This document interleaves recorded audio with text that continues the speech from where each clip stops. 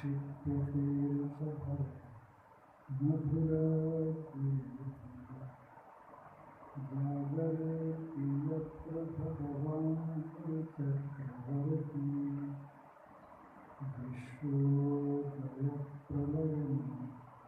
तत्सूत्रधरम् विश्वोदयप्रलयं तत्सूत्रधरम्। ॐ शान्ति शान्ति शान्ति।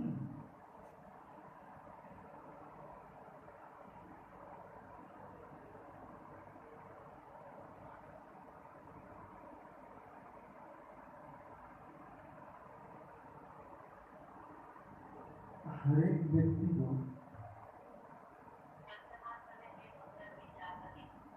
अपने जीवन में एक निश्चित लक्ष्य बना करके चलने की जरूरत है। उस लक्ष्य को पूरा करने के लिए मनोयोग के साथ लगने की जरूरत है। इस बात को हमारा शास्त्र बारंबार कहता है। ईशावास्योपनिषद में आया है कि पूर्वं नेवेह कर्माणि जिजीविषेत शतं समा एवं कोई नान्य हेतुस्ति न कर्म विद्यते नरे। 100 साल तक कर्म करते हुए जीने की अभिलाषा रखती है। कर्म का मतलब जैसे आप करते हैं, क्योंकि सेवा करिए, क्रियाएं करिए, जो कुछ भी आप करें, पढ़ रहे हैं वो भी कर्म ही है, पढ़ा रहे हैं वो भी कर्म ही है, जो भी हमारे प्रकल्प चल रहे हैं वैसे बिना कर्मों के संपादित नहीं हो, उसको पूरा नहीं किया जा सकता। पर हमारा शास्त्र हमें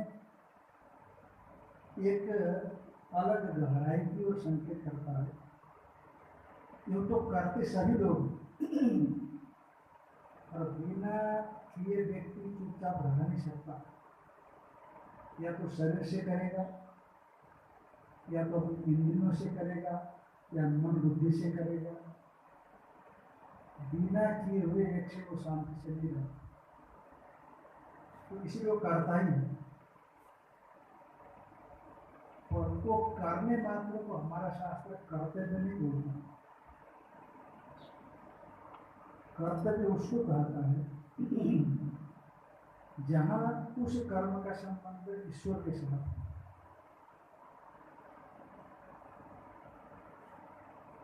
जो हम कर्म करते हैं उस कर्म के संबंध ईश्वर के साथ है, और उस कर्म को माध्यम बनाकर के हम ईश्वर की ओर बढ़ने का प्रयास करें, तो उस कर्म को हमारे शास्त्रों में कर्तव्य है। और श्रीमद् भगवद गीता में जिस कर्मों की बात आई है वो इसी ढंग के कर्मों की। दीदी जी ने हमको सुनाया यहाँ के प्रकल्पों के विषय में और आप लोगों का परिश्रम, मेहनत, जागृति के विषय में। तो वास्तव में होना यही, पर दृष्टिकोण का एक कोना ऐसा भी होना चाहिए कि इसके द्वारा हम परमपिता परमेश्वर उसको प्रसन्न करने का प्रयास कर रहे हैं। इसलिए कर्मों का संबंध वहाँ होना है। जैसे एक कर्तव्यनिष्ठ जो परिवार का मुखिया होता है, वो जो कुछ भी करता है तो उसके दृष्टिकोण का एक कोना परिवार को पकड़ करके रखता है, उसको छोड़ता नहीं है कि मेरा परिवार है, मेरी पत्नी है, मेरे बच्चे हैं, मेरे माता पिता हैं। तो उसी तरह से ये जो कर्म करने वाला व्यक्ति है तो उसका कर्तव्य का संबंध परमेश्वर के साथ होना चाहिए। तब आपसे करीब करीब गलत होने से बचा रहेगा। मैं अपने लोगों के बीच में जहाँ भी जाकर के बोलता हूँ, उनसे कहता हूँ, चाहे बिजनेस करने वालों, चाहे नौकरी सरकारी में करो, चाहे प्राइवेट वालों, क्योंकि आजकल सब गड़बड़ झाला चलता है। मैंने कहा देखो, मैं बोलूँगा कि तुम रिश्वत न लो, मैं बोलूँगा कि तुम भ्रष्टाचार न करो, चोरी न करो, मैं कहूँगा कि तुम झूठ न बोलो, किसी से द्वेष न रखो, तो आप मानने वालों में से नहीं, इतने आसानी से आप उन चीजों को छोड़ नहीं सकोगे। पर ये जो कुछ भी करते हो तो परमेश्वर को पकड़ करके करना, ईश्वर को पकड़ करके करना, ईश्वर से बेखबर होकर के नहीं करना। जो नास्तिक प्रकृति के होते हैं, जो कुछ भी करते हैं ईश्वर से, उस परम सत्ता से बेखबर होकर के करते हैं, तो उनका करना उनको शांति नहीं देगा। पर जो परम सत्ता के साथ जुड़ करके करते, झूठ बोले भले, चोरी भले ही करे, पर उस परम सत्ता के साथ जुड़ करके करते हैं। और एक चीज आप ये मान करके चलो, परम सत्ता का मतलब है परमेश्वर भगवान। वो कोई आपसे अलग चीज नहीं होती। जैसे आपने सुन रखा है, आप तो यहाँ से संबंधित हो कि वो परम सत्ता सभी के भीतर में बैठा। ऐसा नहीं किसी मंदिर में बैठा हो, किसी तीर्थों में बैठा हो जाकर, वो हर जगह मंदिर में भी है, तीर्थ में भी है, आपके भीतर में भी है, और आपके जानवरों के भीतर में भी है, पशु पक्षी सबके भीतर में।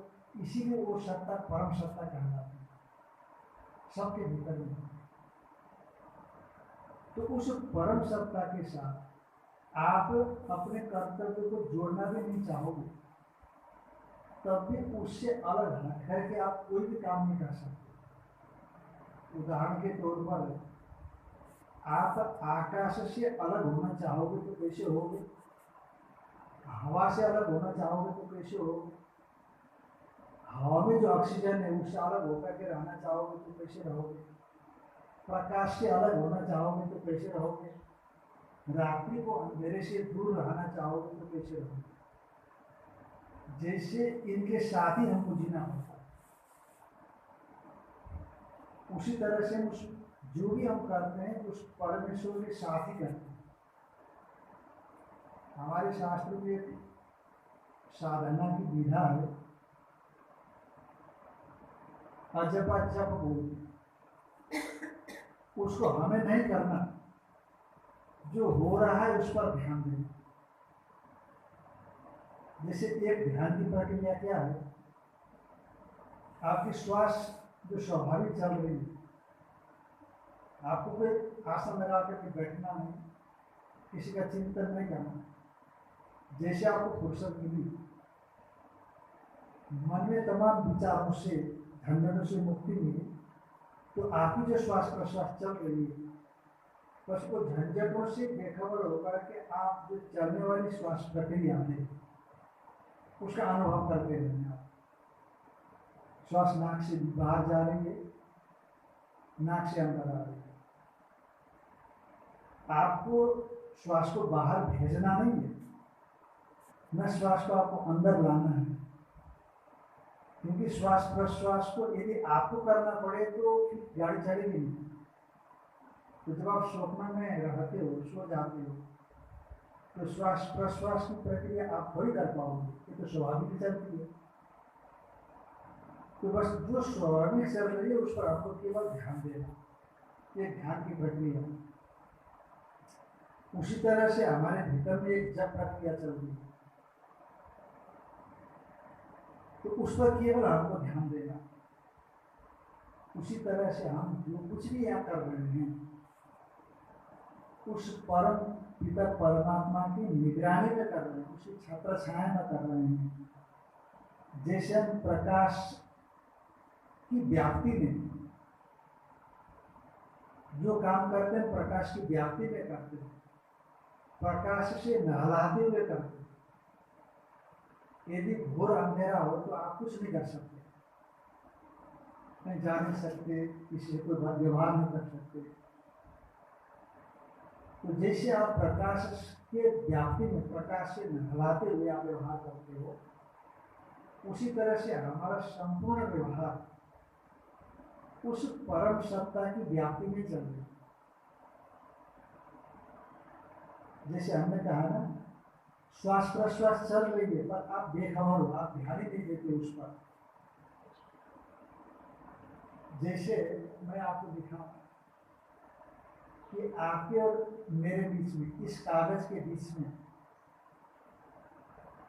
आपको कुछ दिखता है क्या? आप और मेरे इस कागज के बीच में आपको कुछ दिखता है? अब आप पीछे वाले कहोगे कि मैं आगे वाले का सिर दिख रहा है, आगे वाला कहेगा कि मैं आपकी अंगुली दिख रही है। मानो आपके आगे कोई दूसरा बैठा नहीं है और मेरी अंगुली भी नहीं है, एक सिर्फ कागज ही पड़ा हुआ है। तो आपके और इस कागज के बीच में कोई है? क्या है? क्या बोली? ठीक बोला, हवा तो है। पर जब तुम अंधेरे में रहते हो, हवा तो रहती है पर ये दिखेगा कि नहीं? तो और दूसरी क्या चीज है यहाँ पर? पर कभी तुम्हारे ध्यान में नहीं जाता कि यहाँ प्रकाश भी होगा, पर चूंकि संकेत किया तो प्रकाश का मालूम पड़ा। और इतना ही नहीं, इस बीच में आकाश भी है, हवा में ऑक्सीजन भी है, प्रकाश भी है, पर हमको पूरी तौर पर ध्यान में नहीं आता कि हमारे और इस कागज के दरमियान कोई दूसरी चीज होगी। पर जैसे आपने थोड़ा सा गौर किया तो दूसरी चीजें ध्यान में आने लगी। उसी तरह से हम थोड़ा सा ध्यान देने लग जाएं तो जिस परम सत्ता के अंतर्भुक्त होकर के परम सत्ता के आच्छादन में हम व्यवहार कर रहे हैं, वो अभी धीरे धीरे हमारे सामने अनावृत होने लगेगा, खुलने लगेगा, सामने होने लगेगा, हमारी अनुभूति में आने लगेगा। तो जो कर रहे हैं आप, प्रकाश के भीतर कर रहे हैं आप, या अंधकार की व्याप्ति में कर रहे हैं आप, तो इसी नियम से उस परमात्मा की व्याप्ति में कर रहे हैं। पर परमात्मा से बेखबर होकर गड़बड़ यहीं पर होती है हमारी। जहां आप परमात्मा से बेखबर होकर के करते हैं तो करना कर्तव्य नहीं होगा। फिर यदि परमात्मा से बेखबर हो गए हम तो निष्काम से बेखबर हो गए। फिर हो सकता है कुछ अपेक्षाएं हों और उस अपेक्षा से हमारा जुड़ाव बन जाता है, और जैसे अपेक्षा से जुड़ाव बनता है तो ये प्रक्रिया कभी खत्म होती नहीं। जब अपेक्षा से हमारा जुड़ाव बना, इच्छाओं के साथ हमारा जुड़ाव बना, तो इच्छाओं से क्रियाएं होती है और क्रियाओं से इच्छाएं होती है। ये निरंतर जैसे गाड़ी का चक्का घूमता है, तो शरीर मिला, फिर कर्म हुआ, फिर इच्छाएं हुई, फिर इच्छाओं से फिर आगे शरीर बना, फिर क्रियाएं हुई, और ये निरंतर की प्रक्रिया। तो इस प्रक्रिया का कहने के पुनर्विराम हो। अच्छा, उसकी छोड़िए, पुनर्विराम की बात ही छोड़िए, ये सब काम हम क्यों करते हैं? हमारे शास्त्र में एक बात आई है, शास्त्र की बात है इसलिए मैं बोल रहा हूं, और कोई गलत नहीं है, सही है, पर थोड़ा सा सामान्य लोगों की शैली में समझाई गई कि पति पत्नी से प्रेम करता है। ये प्रेम करना पति का पत्नी से पत्नी को अच्छा लगे इसीलिए करता है कि स्वयं को अच्छा लगे इसलिए करता है? इसलिए करता है। क्या बात करते हैं? आपकी पत्नी सुन रही होगी तो मुश्किल हो जाएगा। होशियारी से बोलिए आप, मैं तो आप कहोगे बाबा फंसा करके निकल गया, घर में झगड़ा शुरू हो गया। ये नहीं होना चाहिए। पति पत्नी से प्रेम करता है या पत्नी पति से प्रेम करती है? अपना ठीक क्या है, वो अपने लिए ही करता है सच में, और अपने लिए करता है, दूसरों को हो जाता है। इसलिए उपनिषद में आया याज्ञवल्क्य महर्षि अपने पत्नी से बोलते, मैत्री से, नवा अरे पति कामाय पति प्रिय भवति आत्मनस्तु कामाय पति प्रिय भवति। अपने नवा अरे पति काम है, पत्नी को पति का प्रयोजन सिद्ध करने के लिए पति प्रिय नहीं होता कि मैं पति से प्रेम करती हूँ तो पति प्रसन्न हो। उसका तात्पर्य ये है, नवा अरे पति कामाय पति प्रिय भवति आत्मनस्तु कामाय पति प्रिय भवति। माने पति से प्रेम करने से मुझे प्रसन्नता होती है, इसीलिए वो पति से प्रेम करते हैं। तो यही नियम आप सार्वत्रिक लगा दीजिए, और जहां ऐसा नहीं होता वो तलाक हो जाता है। जहां ऐसा नहीं होता वहां क्या होता है, तलाक हो जाता है। तो इसीलिए सबसे बड़ा प्रिय अपना आत्मा है, स्वयं का आत्मा है। और तो स्वयं को अच्छा लगता है इसलिए पत्नी से प्रेम करता है, बच्चों से प्रेम करता है, घर से प्रेम करता है, उसको सुरक्षित रखता है, बढ़ाता है, पढ़ाता है। तो इसी में सामने वालों की गाड़ी आगे निकल जाती है और उसको आगे वैसे ही हो जाता है। तो इस श्रृंखला आगे निरंतर बढ़ती रहती है, संसार चक्र चलता रहता है। तो इसका मतलब ये हुआ कि सबसे प्रिय आपका स्वयं है। और दूसरा उदाहरण मैं देता हूँ, अभी यहाँ पर हमारे घटना घटी सोनापुर में, जहाँ से हमारे आश्रम में बहुत सामान आता था। तो घर की बहू थी, एक छोटा बच्चा था और एक पेट में बच्चा था। तो पता नहीं क्या शॉर्ट सर्किट हो गया, क्या हो गया, एकदम से घर में आग लग गई। तो घर में आग लग गई तो घबरा गए सब। तो घबरा गई तो वो जो गर्भिणी थी वो उसी बीच में भटक के बाहर आ गई, जैसे पता लगा वैसे भटक के बाहर आ गई, सुरक्षित आ गई। तो जब बाहर आई उसके बाद उसको ध्यान में आया कि मेरा दूसरा बच्चा तो अंदर है। तो सोचा कि जैसे मैं निकल करके वैसे जाकर बच्चे को ले आऊँ। तो बच्चे को लेने के लिए गए और उधर पीछे की खिड़की से लोगों ने सीढ़ी लगाकर बच्चे को और उसकी सास को वहां से निकाल दिया। और जैसे ये दौड़ करके पहुंची वैसे धुआं फैल गया। तो वो क्या बोलते हैं उसको, घुटन हो गई और धीरे और लेकर तब तक आग पकड़ लिया। तो फौरी तौर पर उसको ध्यान में आया कि आग लग गई है, तो उसको बच्चे को पहले ध्यान में नहीं आया, स्वयं का ध्यान हुआ। पहले बाहर आई फिर थोड़ा दिमाग ठंडा होने का फिर दूसरों का ध्यान में आया, तब अंदर चली गई। यानी कि पहले तौर पर व्यक्ति स्वयं के लिए सोचता है, और आपका जो स्वयं है ना, स्वयं वही परम सत्ता आपके भीतर स्वयं बनकर के बैठा है। इसीलिए इतना आपके नजदीक बैठा है, बस आपको केवल उसका थोड़ा सा उसके साथ संबंध बनाने की जरूरत है, ध्यान देने की जरूरत है। ये जो आप प्रक्रिया करते हो ये सोच करके करना कि मैं उस परम सत्ता की प्रसन्नता प्राप्त करने के लिए कर रहा हूँ। इसलिए भगवान कृष्ण ने अर्जुन को गीता में क्या कहा, मय्येव मनः धत्सु मयि बुद्धि निवेशय। मेरे में ही मन को लगाओ, मेरे में ही बुद्धि को लगाओ, और मामनुस्मर युद्ध। अर्जुन के लिए महाभारत के काल में युद्ध कर्तव्य था। इसलिए भगवान ने अर्जुन को कहा तुम युद्ध करो, पर सभी के लिए युद्ध कर्तव्य थोड़ी है, और जो व्यक्ति जहां है उसके लिए वही कर्तव्य है। पर भगवान ने एक सूत्र दिया हम लोगों के लिए, मां मनुस्मर युद्ध, अर्जुन को निमित्त बनाकर कि मेरा स्मरण भी करो, और जो तुम्हारे लिए सामने उपस्थित युद्ध और युद्ध करो। ऐसा नहीं कि केवल युद्ध करो, ऐसा नहीं, मेरा स्मरण करते हुए मेरे को साथ में रख करके युद्ध करो। मेरा मतलब वही भगवान का एक स्वरूप आपके आत्मा के रूप में, आपके मैं के रूप में वो बैठा। इसीलिए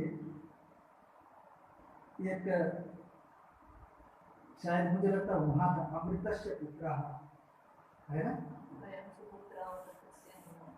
हाँ, तो अमृतस्य पुत्र ऐसा कुछ श्लोक मैंने वहां पढ़ा था प्रार्थना में।